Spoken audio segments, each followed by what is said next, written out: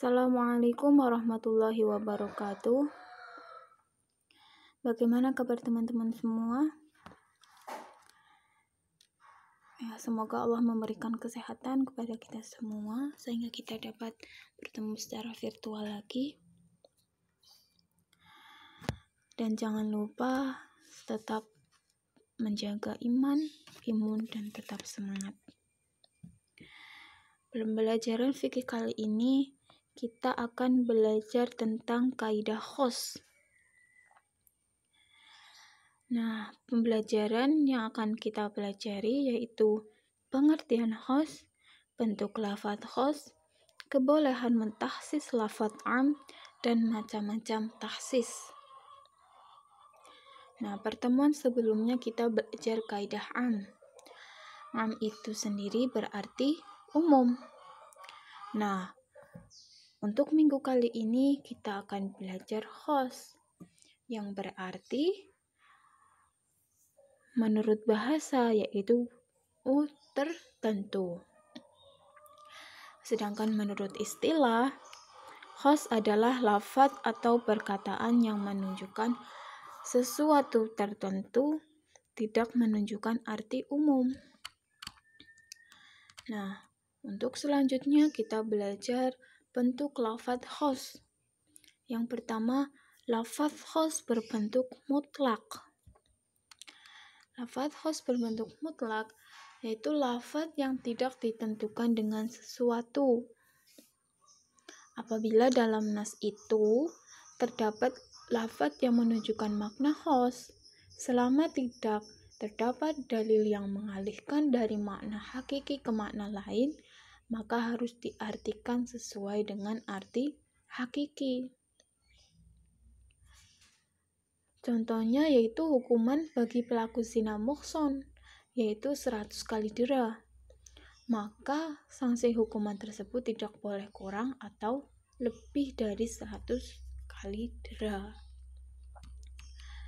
Nah, untuk selanjutnya lafadz khos yang berbentuk muqayyad, yang tidak ditentukan dengan sesuatu. Apabila lafadz khos yang mutlak itu ditentukan berada dalam nas lain dan diterangkan secara muqayyad, sedangkan topik dan sebab pembicaraannya sama, maka semua hukumnya harus ikut sama.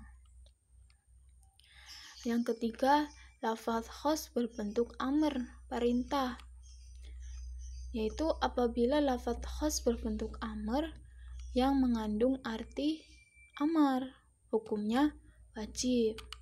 Contohnya yaitu wasariqatu faqta'u aydiyahuma. Laki-laki yang mencuri dan perempuan yang mencuri, potonglah kedua tangannya sebagai pembalasan bagi apa yang mereka kerjakan. Di dalam lafadz Allah itu ada perintah faqta'u yang berbentuk amr, yaitu potong kedua tangannya. Nah, untuk yang keempat, lafadz khos berbentuk nahi, larangan, yaitu jika lafadz khos itu mengandung arti nahi, hukumnya yang terkandung di dalamnya adalah haram. Seperti firman Allah yang berbunyi, wala tankihul musyrikati hatta yu'min. Dan janganlah kamu menikahi wanita-wanita musyrik sebelum mereka beriman. Larangan pada ayat tersebut menunjukkan hukum haram. Namun apabila terdapat tanda yang memalingkan lafadz dari arti yang sebenarnya karena adanya qarinah, maka pengertian hukumnya harus disesuaikan dengan tanda tersebut, memungkinkan mengandung arti makruh. Nah, selanjutnya menganalisis kebolehan mentahsis lafadz am. Para ulama sepakat bahwa mentahsis lafadz yang am atau umum itu boleh, baik berupa tahsis muttasil maupun tahsis munfasil. Nah, sebagian ulama merumuskan ada 5 yang tidak memerlukan tahsis pengkhususan, yaitu yang pertama, masalah kesempurnaan dan keagungan Allah Subhanahu wa Ta'ala.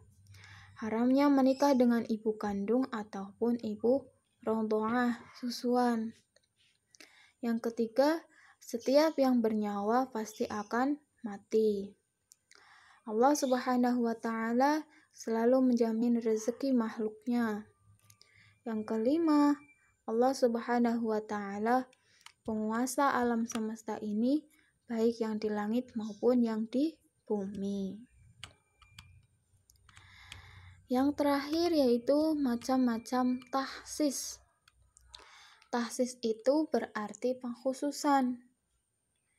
Nah, di dalam ilmu ushul fikih itu dibagi menjadi 2, yaitu tahsis muttasil dan tahsis munfasil.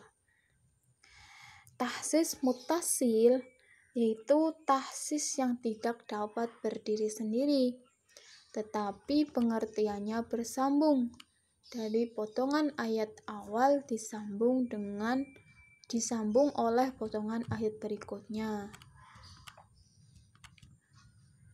Nah, untuk yang kedua yaitu tahsis munfasil, yaitu tahsis yang dapat berdiri sendiri.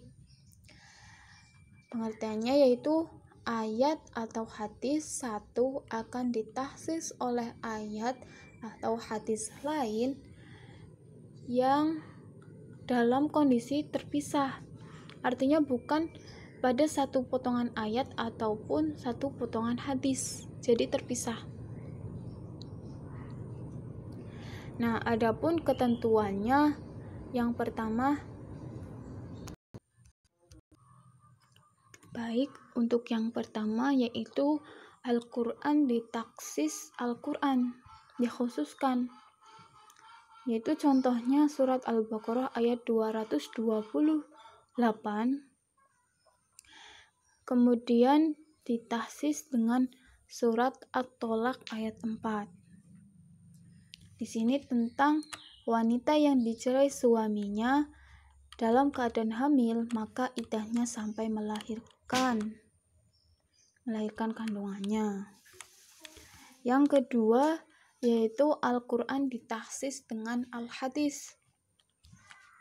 Nah, firman Allah surat An-Nisa ayat 11, yuswikumullahu fi auladikum lidzakari mithlu hadzil unthayain, yaitu anak laki-laki maupun perempuan mendapat hak dan bagian harta peninggalan kedua orang tuanya. Keumumannya ditahsis oleh hadis Nabi Shallallahu Alaihi Wasallam, la yarithul qatilu minal maqtuli syai'a. Orang yang membunuh tidak berhak mendapatkan warisan bagi yang terbunuh. Nah, untuk yang ketiga, Al-Hadis ditahsis Al-Quran. Di sini contoh hadis Nabi yang artinya Allah Subhanahu wa Ta'ala tidak akan menerima sholat seseorang yang berhadas sampai ia berwudu. Jadi tidak sah sholat seseorang kecuali dia berwudu. Kemudian hadis tadi itu ditahsis oleh firman Allah yang menjelaskan apabila seseorang itu sakit boleh dengan bertayamum. Nah, artinya itu, dan jika kamu sakit atau sedang dalam musafir atau datang dari tempat buang air atau kamu telah menyentuh perempuan kemudian tidak mendapatkan air, maka bertayamumlah kamu dengan tanah yang baik, suci. Sapulah mukamu dan tanganmu. Untuk yang keempat, Al-Hadis ditahsis dengan Al-Hadis. Nah, firman Allah,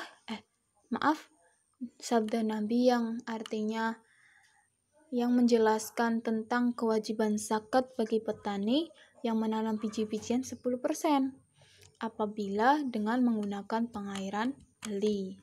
Lalu ditaksis oleh hadis Nabi, apabila biji-bijian yang pengairannya dengan menggunakan tedah hujan, maka zakat yang wajib dikeluarkan sebanyak 5% dari hasil panen. Nah, untuk yang kelima, Al-Quran ditahsis oleh Al-Qiyas. Nah, di sini firman Allah surat An-Nur ayat 2. Perempuan yang berzina dan laki-laki yang berzina, maka deralah tiap-tiap seorang dari keduanya 100 kali dera. Keumuman ayat di atas ditahsis oleh Qiyas. Hamba sahaya cukup didera 50 kali. Berdasarkan ayat lain yang menyatakan hukuman bagi hamba sahaya itu separuh dari orang merdeka. Nah, untuk yang keenam, Al-Quran ditaksis al-ijma. Di sini Al-Qur'annya surat Al-Jumu'ah ayat 9. Hai orang-orang beriman, apabila diseru untuk menunaikan sholat Jumat, maka bersegeralah kamu kepada mengingat Allah dan tinggalkanlah jual beli. Yang demikian itu lebih baik bagimu jika kamu mengetahui. Ayat di atas itu menunjukkan kewajiban sholat Jumat untuk semua orang yang mukallaf, baik laki-laki maupun perempuan. Namun, keumuman ayat itu ditahsis oleh ijma yang membatasi kewajiban sholat Jumat hanya untuk orang mukallaf laki-laki saja. Nah, mungkin penjelasan kaidah khos sampai di sini. Kurang lebihnya mohon maaf. Untuk selanjutnya Ibu kasih tugas, yaitu ada 1 tugasnya. Silakan kalian kerjakan. Kurang lebihnya mohon maaf. Wassalamualaikum warahmatullahi wabarakatuh.